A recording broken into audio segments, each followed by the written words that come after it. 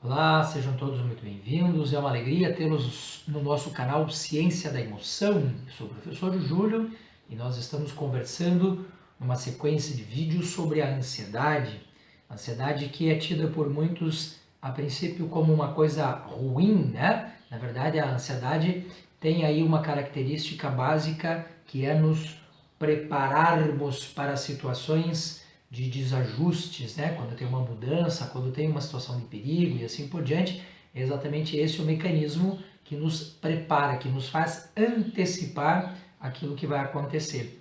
Evidente que quando nós fazemos isso dentro de uma proporcionalidade, nós temos aí um mecanismo saudável.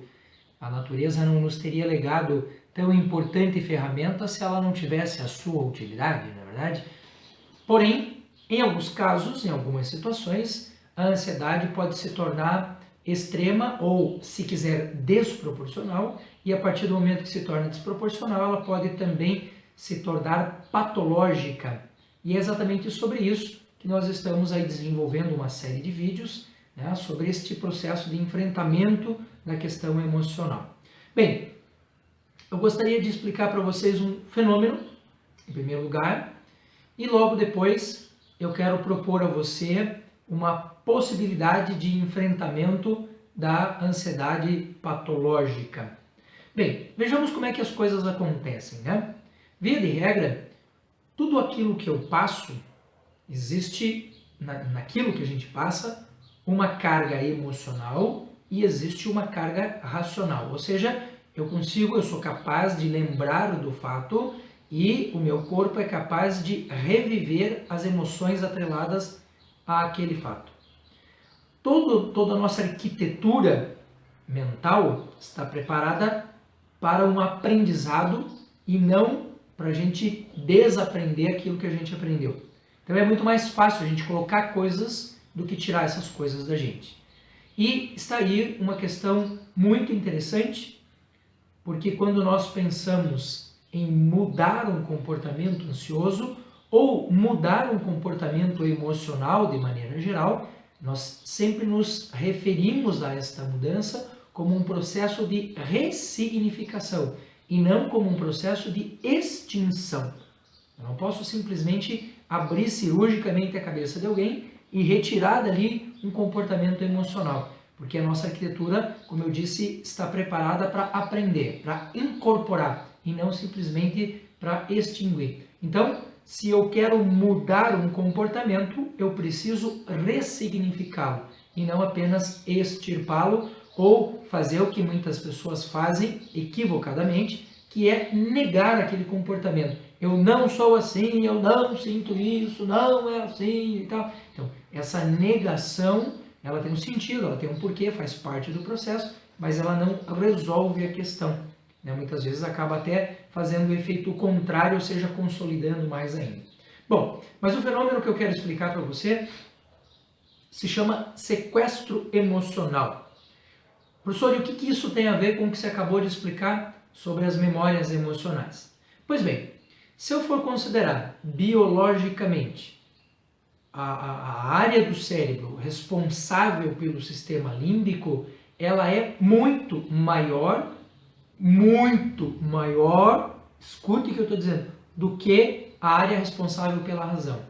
E não bastasse isso, esta área, esse sistema límbico, estruturalmente no cérebro, ele está programado para receber as informações antes das coisas chegarem no nosso processo racional. Então, além de ser maior, ainda é anterior. E o que isso quer dizer na prática? O que significa o sequestro emocional na prática? Como esta área da emoção, dentro desse sistema emocional, nós também temos o nosso sistema de defesa. Toda vez que nos colocamos em perigo de alguma forma, isso eu estou falando de um perigo normal, sem ser com questões patológicas envolvidas aí de ansiedade. Então, um perigo normal. Essa informação, quando ela chega no cérebro, ela é filtrada por esse sistema, chamado sistema límbico, para que o sistema consiga identificar se há ali um potencial risco ou não.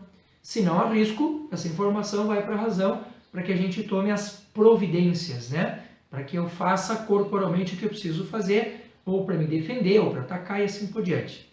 Do ponto de vista patológico da ansiedade, quando esta informação chega ao sistema límbico, ela é superestimada pelo sistema e faz com que o processo ansioso, que é esse processo que fica antecipando, né, as consequências, que fica nos colocando no futuro, tentando fazer com que a gente evite passar por um problema maior, ele simplesmente faz com que as pessoas travem. Ou, em alguns casos, cria um processo tão violento, tão forte sobre a razão, alimentando a razão, que nós chamamos esse processo de sequestro emocional. Então, literalmente, a pessoa que está passando pelo estado ansioso e entra no estado de sequestro emocional, ela não consegue processar racionalmente as informações ou o que está acontecendo com ela naquele momento. Por isso, é importante para as pessoas que estão à volta, que estão ajudando o ansioso, conseguir separar uma coisa da outra. Bem, professor Júlio, e o que é possível fazer então para que a gente possa vencer esse estado de sequestro emocional e também desarmar, desarticular esta consciência emocional ansiosa? Bem, se eu estou falando que o sequestro emocional não permite que a pessoa processe racionalmente, ou pelo menos não processe de forma racional como numa situação comum do dia a dia, porque racionais todos nós somos, né? Não imagine que o sujeito se tornou irracional porque ele está ansioso, não é isso. Mas a ansiedade vai dificultar este processamento racional. Então, é importante que a gente consiga fazer essa diferenciação. Se nós estamos sequestrados emocionalmente e não processamos 100% a nossa razão durante esse elemento, o que nós podemos fazer é uma coisa que eu chamo de reserva emocional. Professor Júlio, o que é a reserva emocional? É um texto, uma carta, uma agenda, qualquer coisa que você escreva antes, planejando as suas ações do dia. Então hoje eu vou sair daqui, vou fazer isso, vou fazer isso, vou fazer isso. Sabe, quando você está tranquilo, calmo, sossegado, sentadinho na sua casa, que você aprenda a colocar no papel pelo menos as coisas principais, aqueles elementos principais que você tem que fazer durante o dia. Escrever isto num papel e começar a executar essas coisas do jeito que você planejou. E por que isso, professor? E por que isso se converte numa reserva emocional? Olha, se você ouve na TV que vai faltar comida amanhã, você correria lá no supermercado para fazer uma reserva dessas coisas, né? Para que isso não falte para você. Quando você faz o teu planejamento, quando você escreve a tua reserva emocional, você está numa condição racional diferente daquela em que você estará quando você vai passar pelo processo ansioso. Então, quando você escreve a reserva emocional, você tem mais clareza do que você pode fazer, de quais são os seus riscos, e você não superestima esses riscos, nem superestima os seus medos em relação àquilo. Então, a partir do momento que a gente começa a fazer a reserva emocional e começa realmente a seguir a lógica do que você planejou, você vai ver que os teus estados de ansiedade, no início, eles tendem a dar uma inflamada, né? Que a gente começa a ficar mais preocupado e assim por diante, mas com o passar do tempo, nós passamos a executar aquilo com mais facilidade e passamos a vencer esses estados ansiosos com muito mais facilidade. Ok? Então, fazer a reserva emocional é uma coisa muito interessante, é um exercício muito interessante e nos possibilita uma conscientização também durante um estado ansioso.